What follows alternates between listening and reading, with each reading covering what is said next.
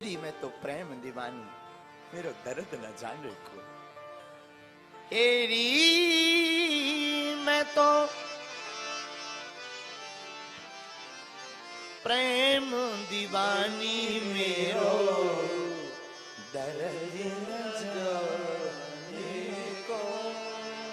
हेरी मैं तो प्रेम दीवानी मेरो दर्द न जाने। लोग पूछते कि तुम्हें दर्द क्या है? दर्द की मारी बन बन भटकूं, दर्द की मारी बन बन भटकूं, वैद मिला नहीं कोई, ओ वैद मिला नहीं कोई। मीरा की जब पीर मिटेगी, मीरा की जब कब ये तुम्हारा दर्द कब जाएगा, ये दुख कब जाएगा? तो मीरा कहती जब वैद संवरिया हो तेरी मैं तो प्रेम दीवानी मेरो दर्द न जाने को। तेरी मैं तो प्रेम दीवानी मेरो दर्द न जाने को। अच्छा, मीरा का दर्द क्या था? मीरा का कोई खास दर्द नहीं था, ना तो कोई घाव था, न मीरा को कोई रोग था। पर मीरा का दर्द क्या था? मीरा को तो एक ही बीमारी थी, कृष्ण से मिलने की बीमारी है? उन्होंने नस देखी हमारी और बीमार कह दिया, हमने रोग पूछा तो वृंदावन से प्यार लिख दिया। उन्होंने नस देखी हमारी बीमार कह दिया, हमने रोग पूछा तो वृंदावन से प्यार कह दिया। कर्जदार रहूंगा मैं उस वैद्य का उम्र भर सदा, जिसने दवा के बदले में राधा कृष्ण का प्यार लिख दिया है? मीरा का दर्द क्या है?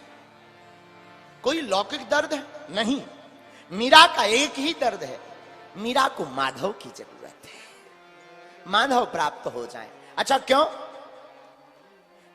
क्योंकि मीरा बिछड़ी हुई गोविंद की गोपी है।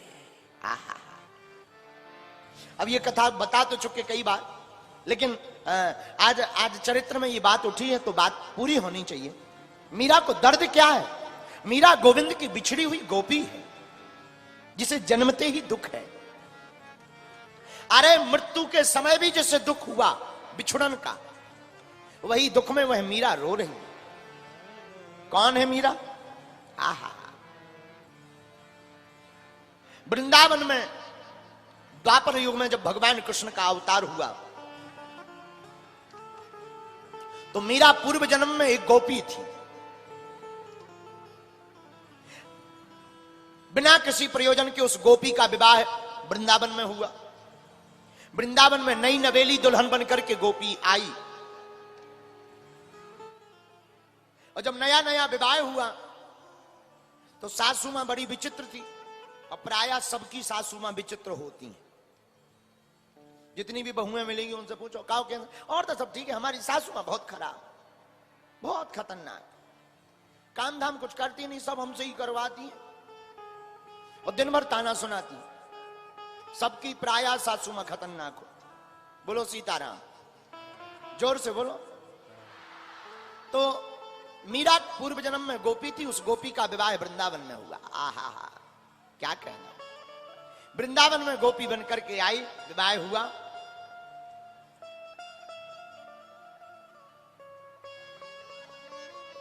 तो सासू मां ने समझाया, बेटी सुनो, हाँ एक बात बताएं। हाँ बताओ। बेटा तुम बहू बनकर आई हो, तुम वृंदावन में अपना घूंघट मत निकालना, मुंह मत दिखाना किसी को। और किसी को तो ठीक है, एक यहां पर एक छलिया रहता है, बड़ा जादूगर है, जादूगर बहुत जादू जानता है तो छोटा सा, जादूगर बड़ा है। क्या नाम है मैया उसका? बेटी उसका नाम है कन्हैया, नंद का छोरा है। 5-6 साल का होगा, ज्यादा बड़ा नहीं है, लेकिन वो इतना बड़ा जादूगर है कि जो एक बार उसको देख लेता है वो ऐसा मंत्र मार देता है कि सब उसके पीछे भागने लगते हैं, लट्टू हो जाते हैं। वृंदावन की जितनी गोपियां हैं सब की सब उसके पीछे भागती रहती। तू मत चक्कर में पड़ना, ना ना ना, ना तो तुम बात करना ना देखना, और वो अगर घर पे आए तो मैं इशारा कर दूंगी, तो घूंघट पकड़ के रह जाना, अपना मुंह मत दिखाना। बेचारी भोली भाली गोपी, सीधी सादी गोपी हां कह दिया। ननंद ने समझाया, बेटा भाभी, जो मां ने बात कही वो एकदम साची बात है। और नंद को छोरा बड़ो जादूगर, ऐसो मंत्र मारे कि सब आदमी घर द्वार छोड़ करके उसी के पीछे पागल हो जाते हैं, मत देखना। ठीक है। बेचारी सीधी सादी गोपी बात मान गई। एक दिन हमारे कन्हैया, जो हमारे ठाकुर की आदत है, खेलते खेलते हमारे कन्हैया उसी गोपी के घर पर आए। आए तो कहा, अरे ओ काकी। तो उस गोपी की सास ने कहा, हाँ कन्हैया। अरे काकी, मैंने सुना तेरे घर पे नई नई गोपी आई है। आई तो है। तुरंत ननंद भागे भागे गई, भाभी भाभी भाभी घूंघट पकड़ लो, वो आ गया है। कौन? अरे वही नंद का छोरा जादूगर। भगवान है ही जादूगर, भगवान की आंखें भी जादू भरी है। हमारे ठाकुर जी को जो एक बार देख लेना, फिर वो दुनिया को देखने के लायक ही नहीं बचता। और बात भी सही है महाराज, अच्छी खासी मीठी मिठाई खा लो, फिर चाय कितनी भी बढ़िया मीठी हो, चाय फीकी लगती है। हाँ जी या ना जी? बोलो। मिठाई खा लो पर चाय पिलाओ, क्या कहो? अरे यार भाई शक्कर कम लग रही है। चाय में शक्कर नहीं होती, पर मिठाई खाने के कारण चाय की शक्कर भी फीकी पड़ जाती है। उसी प्रकार जो गोविंद को देख लेता है उसे संसार भी फीका नजर आता है। संसार के रस को उसे नीरसता नजर आती है। आहा, गोपी भागी भागी गई, घूंघट पकड़ लिया। हमारे ठाकुर जी अंदर आए। काकी, नई गोपी जो आई है बा को मुंह ना दिखाओगी मोए? सासू मां ने कहा, देखो मैं ना पढ़ू इन लपड़ों में कन्हैया, तो ज्यादा हो तो मिल लियो। अब सासू मां तो पहले ही समझा रखी थी। वो गोपी के पास ठाकुर जी आए। अरे ओ गोपी, राम राम, मेरे वृंदावन में तू नई नई आई है, मोए ना जाने। अब सासू मां तो पहले ही समझा रखी थी। वो गोपी के पास ठाकुर जी आए। अरे ओ गोपी, राम राम, मेरे वृंदावन में तू नई नई आई है, मोए ना जाने। मैं जहां पे नंद को छोड़ा हूं, सब मुंह पे कन्हैया कहे। बा गोपी ने बातें तो सुन ली, बातें सुनकर के उस गोपी को लगाता हूं कोई बड़ा प्यारा सा नन्हा सा छोटा सा बालक है, बड़ी प्यारी प्यारी मीठी मीठी बात कर रहा है। गोपी को लगा तो जरा टेढ़ा टेढ़ा मुंह करके देख लूं, पर ननंद बगल में खड़ी थी, कहीं अगर इसने डांट लगवा दी तो सासू मां पकड़ लेगी, बाद में आफत हो जाएगी, कौन देखे। सोई वो घूंघट डाल करके मुंह नीचे करके खड़ी रही। भगवान ने कहा, अरे गोपी, ना तो तू घूंघट खोल रही, ना अपना मुखड़ो दिखाए रही, क्या बात है? भगवान उसके पास गए और भगवान जबरदस्ती उसको घूंघट पकड़ करके मुंह को देखना चाह रहे। मुंह को देखना चाह रहे तो वो गोपी ने धक्का देकर के मुंह टेढ़ा कर लिया और घूंघट को बड़े जोर से गर्दन के पास में पकड़ लिया। भगवान फिर गए, घूंघट को लिया, भगवान मुंह देखना चाह। अरे गोपी जरा मुंह तो दिखा, तू कैसे दिखे? बा गोपी ने फिर मुंह टेढ़ा कर लिया। 3-4 बार हुआ। आहा, अब हमारे भगवान ने भी कह दिया, जा तू अपना मुंह नहीं दिखाए रही, मैं भी वचन को पक्को हूं, जा जीवन भर मैं भी तुझे अपना मुंह नहीं दिखाऊंगा। महाराज भगवान आ गए, बात आई गई हो गई। 2-3 वर्ष बाद इंद्र ने कोप किया। इंद्र ने कोप करके वर्षा की, मूसलाधार बारिश हुई, सारे ब्रजवासी फड़फड़ा गए। अरे कन्हैया बचाओ, ओ कन्हैया, ए ठाकुर, ए नंद के लाला, बचाओ बचाओ बचाओ। सारे ब्रजवासी आए तो भगवान कहते हैं, चलो गोवर्धन की तलहटी में चलते हैं। गोवर्धन की तलहटी में भगवान ने अपनी छोटी उंगली पर पर्वत को उठा लिया। पर्वत को उठा करके रखा तो सब ब्रजवासी गोवर्धन पर्वत के नीचे आए। वो गोपी भी उस गोवर्धन पर्वत के नीचे आई जिसने भगवान को अपना मुख नहीं दिखाया था। यहां पर एक घटना घटी। आहा, क्या? वह गोपी अचानक जब गोवर्धन पर्वत में सब ब्रजवासी नीचे थे तो सब आपस में चर्चा कर रहे थे। 3 दिन हो गया, 4 दिन हो गया, कन्हैया ने नेक आराम तक नहीं किया। उस गोपी ने सोचा कोई इतना छोटा सा बालक इतना बलवान, देखा जाए। और जिस गोपी ने अपना मुंह नहीं दिखाया था वो धोखे से कन्हैया को देख गई। आहा, और जहां वो काली काली कजरारी अखियां, वो घुंघराले बाल, वो अंगुली के ऊपर गोवर्धन पर्वत धारण किए, पैर के ऊपर पैर रखे, वो जरा कमल लचकी हुई, और वो मधुर मुस्कुराहट, वो बड़े बड़े कपोल, और जहां कन्हैया के सुंदर रूप चितवन चितचोर माखन चोर कन्हैया ब्रजनंदन यशोदा नंदन को देखा, सोई गोपी अपना सुध बुध खो बैठी। हे भगवान, मैं कितनी बावरी थी, मैं कितनी पागल थी जो ठाकुर के स्वरूप को नहीं देख पाई। और भगवान ने देखा कि गोपी हमें देख रही, तो भगवान ने टेढ़ा मुंह कर लिया। अब तो गोपी तड़प उठी, भाग करके दूसरी तरफ गई, तो भगवान ने दूसरी तरफ मुंह कर लिया। उस तरफ भागी भागी गई, भगवान ने ऊपर मुंह कर लिया। अब गोपी रोने लगी, सरकार हमें क्षमा कर दो, हमसे भूल हो गई, ठाकुर जी हमसे भूल हो गई है, हमें क्षमा करो। भगवान कुछ नहीं बोले। गोपी बोली, सरकार हमने तो सासू मां के कहने की आज्ञा मानी है, हमें क्या पता कि आप इतने दिव्य हैं। अगर हमें पता होता कि आप इतने दिव्य हैं, मैं कभी ऐसा गुनाह नहीं करती। भगवान ने अपना मुंह नहीं दिखाया। और आज 3 दिन तक वो गोपी रोती रही, भगवान ने मुंह नहीं दिखाया दोबारा। गोपी रोते रोते अधीर हो गई, पागल सी हो गई।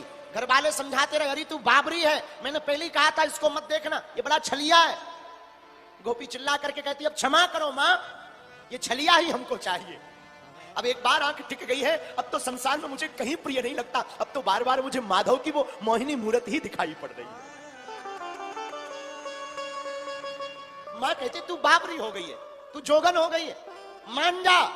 वो गोपी कहती बस कल नाता टूटता हो आज टूट जाए, पर हमारा नाता गोविंद से जुड़ जाए। आंखों में आंसू भर के रो पड़ गई, फूट फूट करके रोने लगी। जब 7 दिन पूरे हो गए, भगवान बोले, गोपी अब तुझे दर्शन तो नहीं देंगे हम, क्योंकि हमने प्रण लिया था, तूने धोखे से कर लिए सो कर लिए। गोपी कहती, महाराज मैं प्राण त्याग दूंगी, पर मैं आपके बिना अब रह नहीं पाऊंगी। अब इन आंखों में आपके बिना कोई भाता नहीं है, अब इन आंखों को दूसरा कुछ भी अच्छा नहीं लग रहा।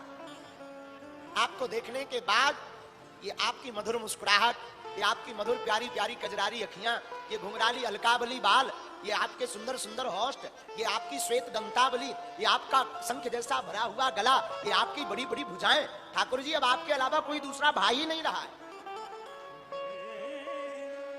तो अगर आप नहीं दिखे ना, हम अपने प्राण त्याग देंगे, लौट कर किसी को मुंह नहीं दिखाने। और कन्हैया इन प्राणों को त्यागने का पाप भी तुम्हें लगेगा। हमसे भूल तो हुई है, पर भूल की क्षमा भी तो होती है।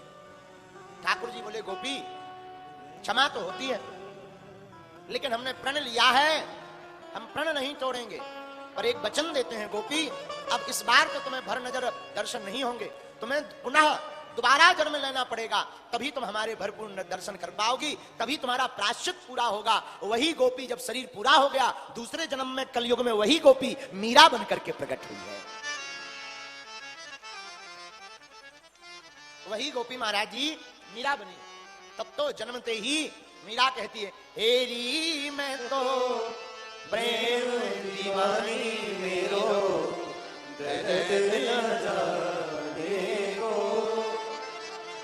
हेरी मैं तो प्रेम दीवानी मेरो, मीरा कहती है, हमारे दर्द को कोई नहीं जान सकता, क्योंकि मीरा का दर्द पुराना है।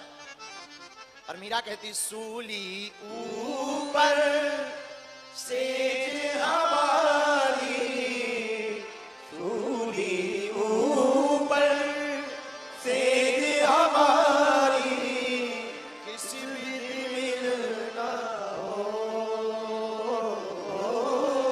किसी भी मिलना हो, गगन मंडल पिया की, गगन मंडल में सेज पिया की, किसी विधि मिलना हो, हेरी में तो